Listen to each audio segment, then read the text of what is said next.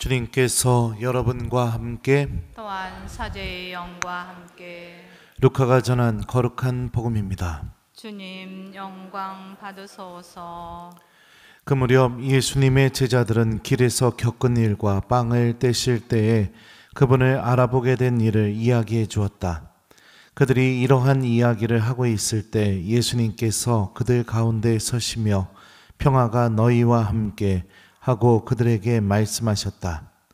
그들은 너무나 무섭고 두려워 유령을 보는 줄로 생각하였다. 그러자 예수님께서 그들에게 이르셨다. 왜 놀라느냐? 어찌하여 너희 마음에 여러 가지 의욕이 있느냐? 내 손과 내 발을 보아라. 바로 나다. 나를 만져보아라. 유령은 살과 뼈가 없지만 나는 너희도 보다시피 살과 뼈가 있다.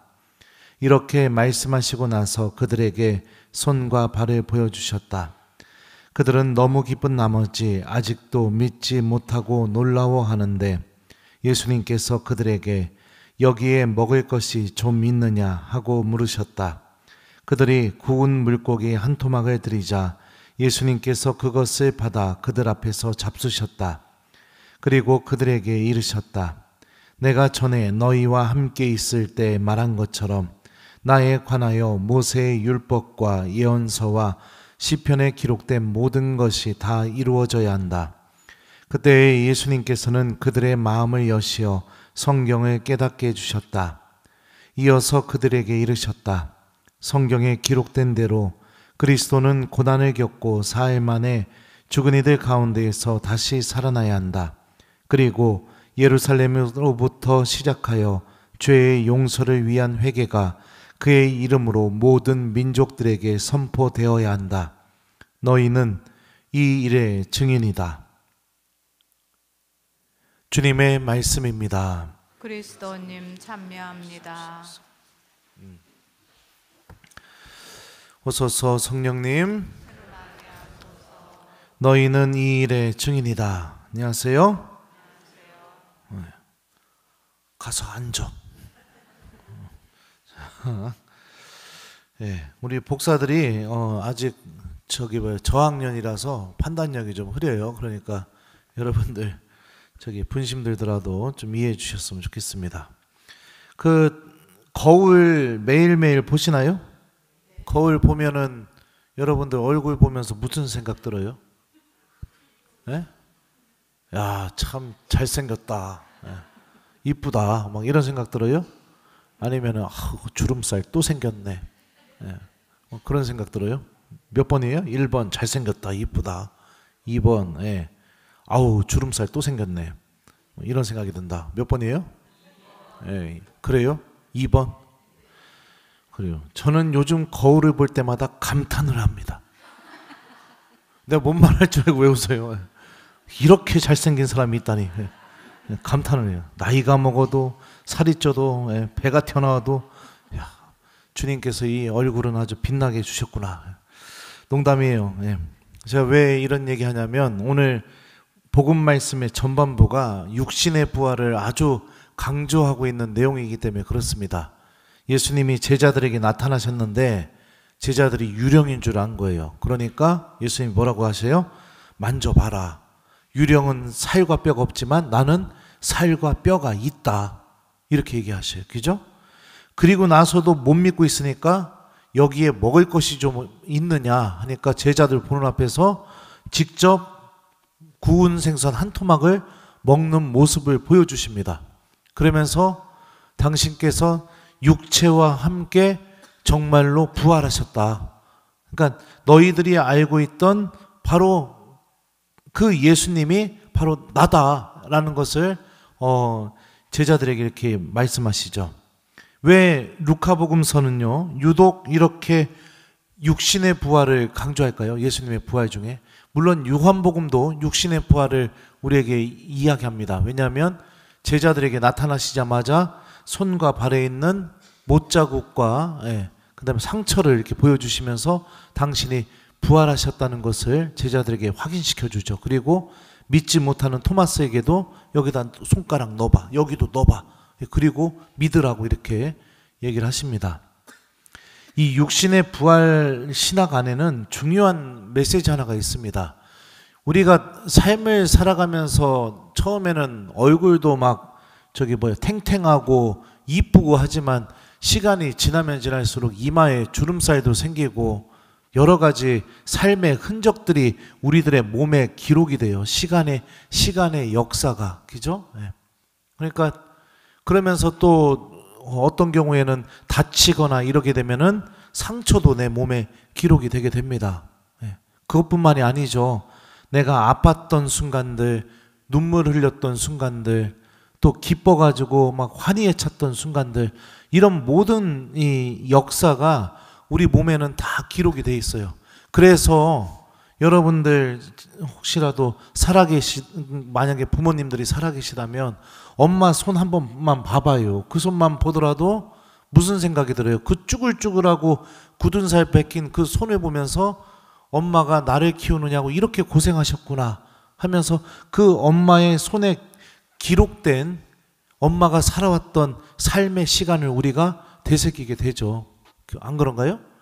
네, 아빠 손 봐봐요. 그러면 이게 보면은 막 두툼해가지고 그냥 여기 굳은 살도 있고 그냥 이런 손 보면서 무슨 생각을 하겠어요? 이 손으로 나를 때렸었지. 이런 생각하는 사람 없잖아요, 그죠? 아버지가 이 삶의 무게를, 가정을 지키고 식구들 먹여 살리려고 이렇게 고생하셨는데 이런 것들을 우리가 그것만 보더라도 알죠. 그 부모님 얼굴에 있는 주름살만 보더라도, 그죠? 그런 게 우리가 읽혀지게 된단 말입니다. 그러니까 육신의 부활이 갖고 있는 중요한 신비 중에 하나가 뭐냐면 내가 살아왔던 삶의 모든 순간이 하나님 구원의 역사 안에 포함되고 주님께서는 내가 살아왔던 그 삶의 역사, 내 몸이 부활하는 거니까요. 그 역사까지 생명을 불어 넣어 주시면서 나의 전 존재, 생명이 시작된 순간부터 하느님께로 돌아가는 모든 전 존재가 하느님 구원의 대상이라는 겁니다. 그렇다면 우리가 정말로 어떻게 살아야 이게 슬기롭게 사는 신앙인인가?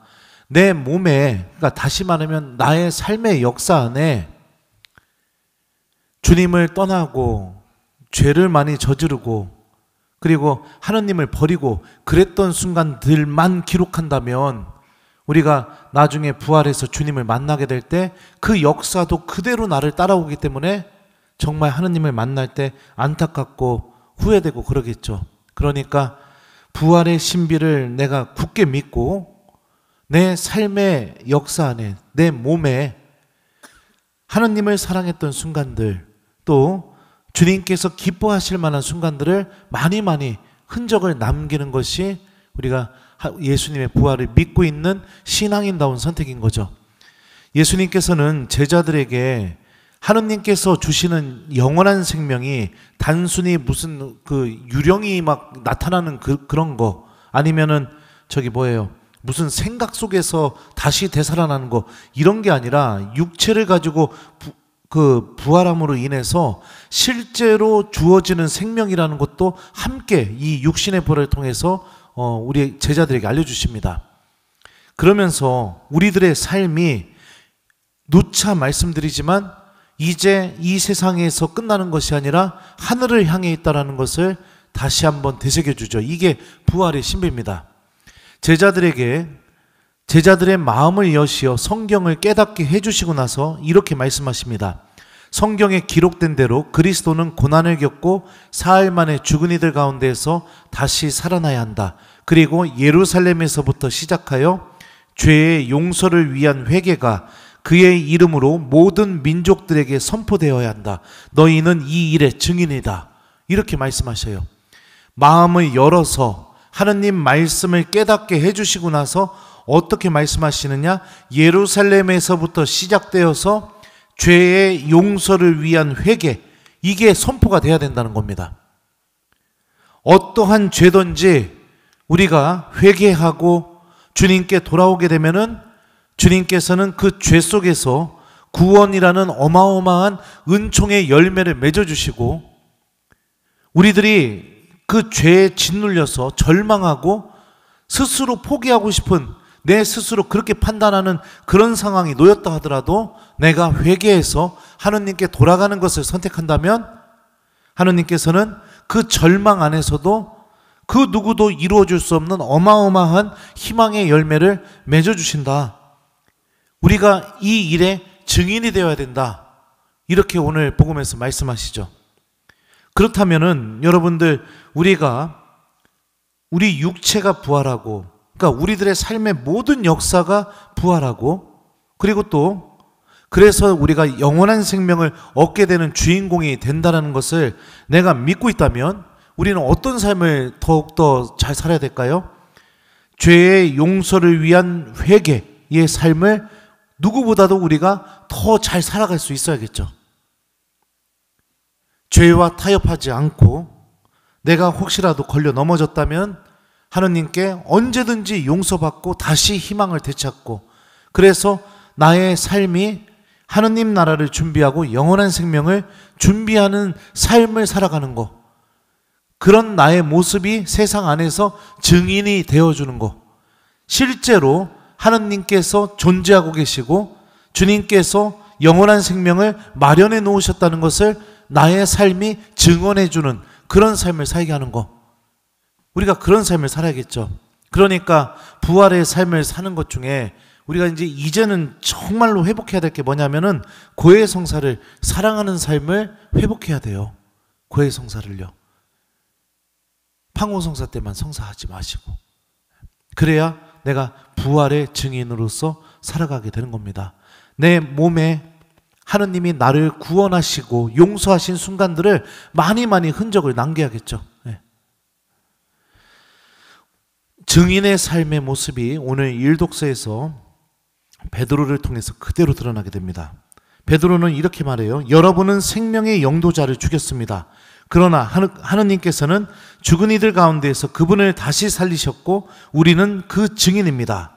그러므로 회개하고 하느님께 돌아와 여러분의 죄가 지워지게 하십시오. 그러면 다시 생기를 찾을 때까지 때가 주님에게서 올 것이며 주님께서는 여러분을 위하여 정하신 메시아 곧 예수님을 보내주실 것입니다. 이렇게 베드로는 유다인들에게 죄를 용서받고 하느님께 돌아가고 또 다시 오시는 그리스도의 재림을 준비하는 삶을 시작해라. 우리들의 삶이 영원한 생명과 연결되어 있다라는 것을 유다인들에게 증언하고 있죠. 사랑하는 우리 교회 여러분들, 우리 삶이 하느님 나라와 연결되어 있다는 것을 이제 믿음으로 받아들이고 우리들의 삶이 그 하느님 나라에서 누리게 될 영원한 생명을 준비하는 삶이 되었으면 좋겠습니다. 머리로만 모든 것을 아는 신앙인이 아니라 내가 믿고 있는 믿음의 내용이 나를 움직여서 이웃들에게, 내 가족들에게 영원한 생명이 존재한다는 것을 증언하는 그런 삶을 살아야겠죠.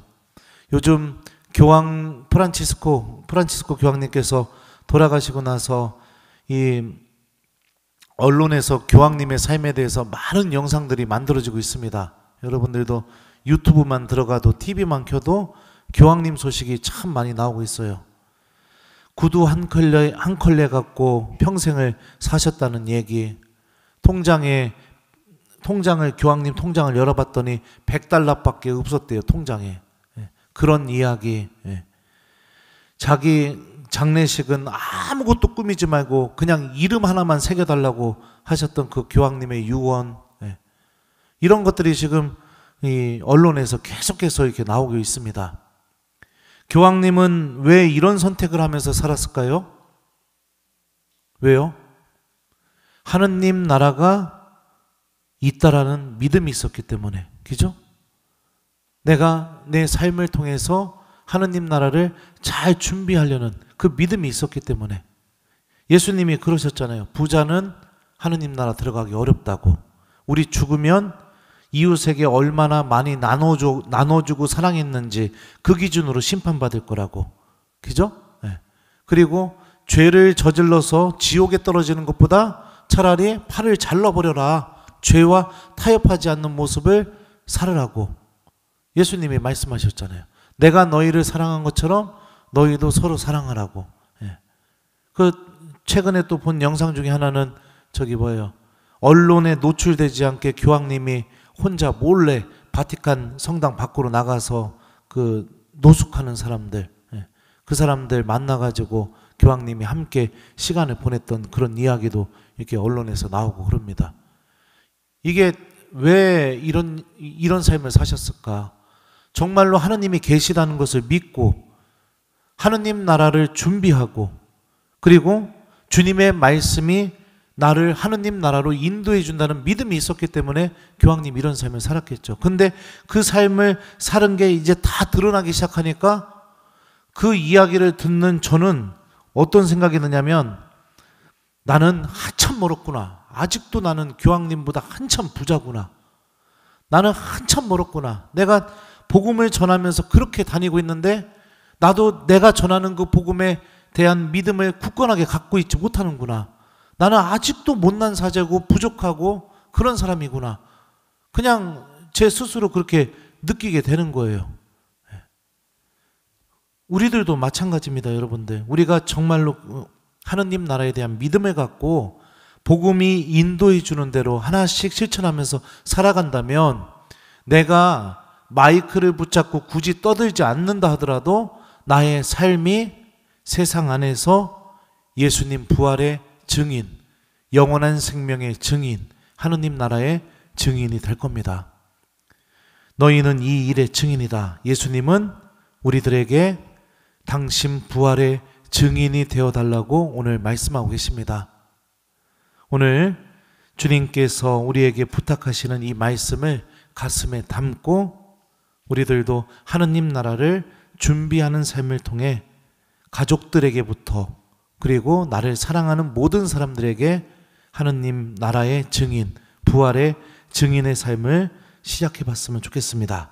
숙제 드려요. 오늘 숙제는 여러분들 주무시기 전에 오늘 하루가 시작됐으면 아침 미사면 숙제 주기가 참 좋은데 주무시기 전에 여러분들 예수님께서 제자들의 마음을 열어서 성경 말씀을 깨닫게 해주셨잖아요. 그죠? 내일 복음 말씀 천천히 읽어보고 그리고선 여러분들도 복음 다 읽은 다음에 예수님 제 마음도 열어주시어 제가 지금 읽은 이 말씀을 깨닫고 내일 하루 당신 부활의 증인으로 살아가게 해주소서 이렇게 청하면서 주님에게도 한번 바치기 요거를 숙제로 드립니다.